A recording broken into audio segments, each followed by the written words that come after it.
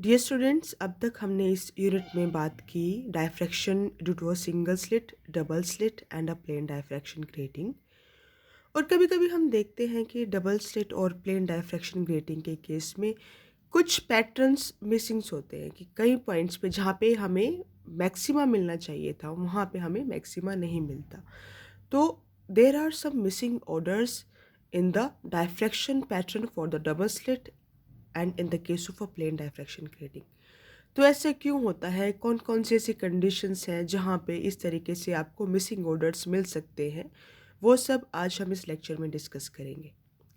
तो ये सब डिस्कस करने से पहले आपको ये बात पता होनी चाहिए कि अगर आप ए और बी कांस्टेंट रखते हैं, ए क्या था आपका जो स्लिट है उसका विड्थ, बी क्या था ओपेसिटी। ओपेसिटी मतलब क्या कि जो दो स्लिट्स हैं आपकी जो आपने बैक टू बैक लगा रखी है, सपोज आपने डबल स्लिट की बात की, डबल स्लिट में जो दो स्लिट्स हैं उनके बीच का जो गैप है जहाँ पे आपकी कहीं भी लाइट एंटर नहीं हो रही है, मतलब वहाँ से ओपेक है, जो सेपरेशन है दो स्लिट के बीच का, वो आपकी ओपेसिटी थी जिसको आपने बी से रिप्रेजेंट कर रखा है।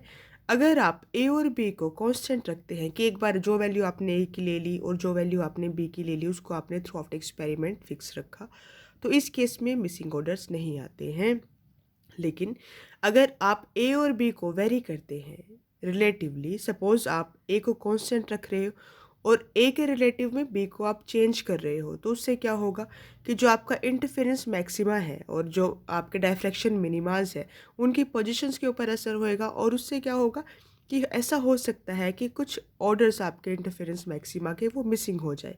वो कैसा होगा, किस तरीके से होता है वो चीज़ अब अभी आप एक्सप्लेन करेंगे, ठीक है। तो सबसे पहले आपको ये पता होना चाहिए कि इंटरफेरेंस मैक्सिमा की कंडीशन क्या होती है।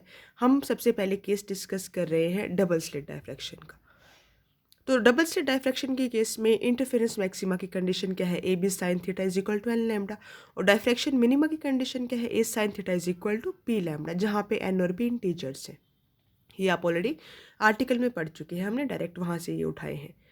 तो अगर आपने ए और बी की वैल्यू इस तरीके से ले रखी है कि इक्वेशन 1 और 2 साइमल्टेनियसली सेटिस्फाई हो रही है किसी थीटा के लिए, उस केस में आपके कुछ ऑर्डर्स मिसिंग होंगे। तो if that is the case आपके ऑर्डर्स मिसिंग होंगे, ये पॉइंट था।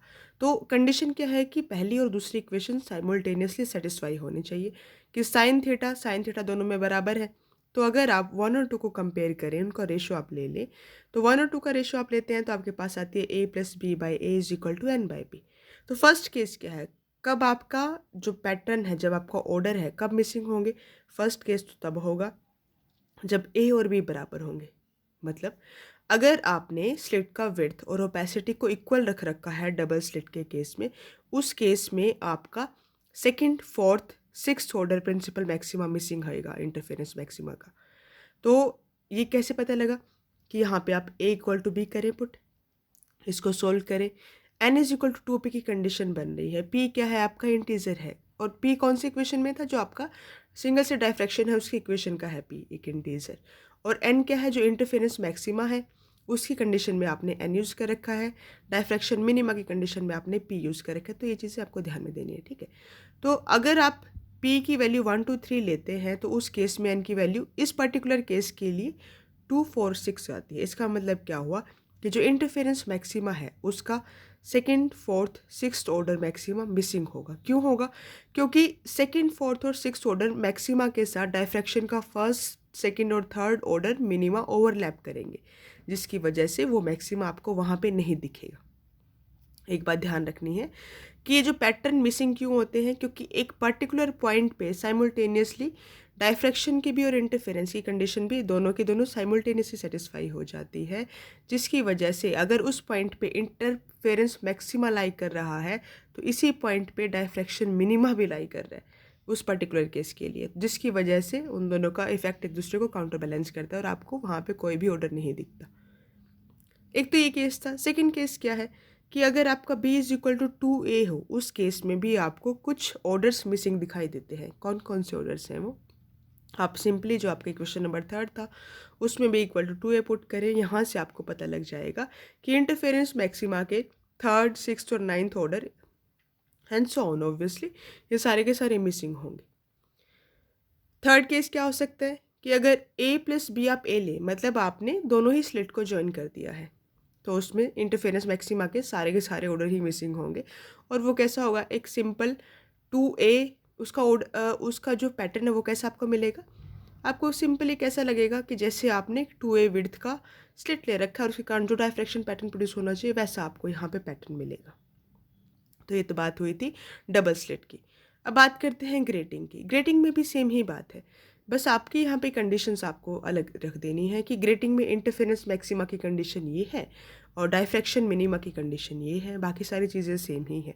अगर एक किसी पर्टिकुलर एंगल पे ये दोनों ही कंडीशन साइमल्टेनियसली सेटिस्फाई हो रही है, कहने का मतलब है कि उस पॉइंट पे इंटरफेरेंस मैक्सिमा भी लाई कर रहा है इस कंडीशन के अकॉर्डिंग, और उसी पर्टिकुलर पॉइंट पे डायफ्रैक्शन मिनिमा भी लाई कर रहा है सेकंड इक्वेशन के अकॉर्डिंग, तो उस केस में ये जो पर्टिकुलर ऑर्डर है, सपोज nth ऑर्डर का जो मैक्सिमा जो कि यहाँ होना चाहिए था वो इस केस में नहीं होगा। तो इस वजह से हम कहेंगे कि जब भी ये दो इक्वेशन साइमल्टेनियसली किसी एक पोजीशन पे सेटिस्फाई होती है, वहाँ पे वो ऑर्डर मिसिंग हो जाता है। तो यहाँ पे भी आपने सेम ही प्रोसेस किया, आपकी दो इक्वेशन थी, आपने इंटरफेरेंस मैक्सिमा की इक्वेशन लिख दी, डायफ्रैक्शन मिनिमा की इक्वेशन लिख दी, दोनों को आपने कोरिलेट किया। किस तरीके से कोरिलेट किया, आपने इनकी रेशियो ले ली, जो एंगल्स है वो तो बराबर ही है क्योंकि आपने कहा कि साइमल्टेनियसली सेटिस्फाई हो रही है कंडीशन। उसके बाद पर्टिकुलर केसेस लेते हैं। फर्स्ट केस आप लेते हैं A=B का।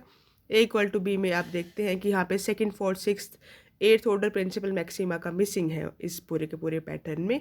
और ऐसा कब होगा, ऐसा जब होगा जब A=B। ए आपको ध्यान रखना है क्या है, ए है आपका स्लिट का विड्थ, बी क्या है आपकी ओपेसिटी है। अगर आप ग्रेटिंग में ए और बी बराबर लेते हैं तो आपको जो पैटर्न है उसके अंदर second, fourth, sixth, eighth and so on interference maximas नहीं मिलेंगे। इसी तरीके से अगर आप ओपेसिटी को ट्वाइस लेते हैं स्लिट विड्थ के, तो उस केस में भी आपको कुछ पैटर्न्स नहीं मिलते हैं, कुछ ऑर्डर्स आपको नहीं मिलते हैं। कौन कौन से, third, six, ninth order of principal maxima आपको वहाँ पे नहीं मिलता है। तो इस तरीके से आपको ये छोटी छोटी बातें हैं जो ध्यान रखनी है for the case of double slit and for the case of plane diffraction grating.